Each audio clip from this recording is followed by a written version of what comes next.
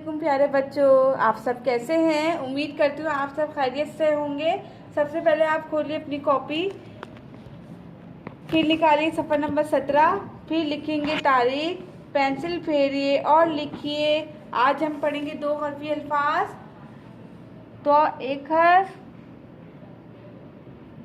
अलिफ दूसरा हर्फ, दोनों मिलके क्या बने तो एक हर्फ, अलिफ दूसरा हर्फ, तो दोनों मिलके क्या बने ज़ो। एक हर्फ, अलिफ दूसरा हर्फ, दोनों मिलके क्या बने आ। एक हर्फ, अलिफ दूसरा हर्फ, तो क्या बने दोनों मिलके गौ।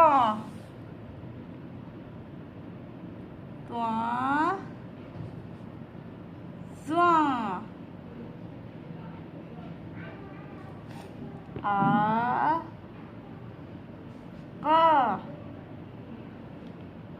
आगे की मक्श आपको खुद कंप्लीट करनी है।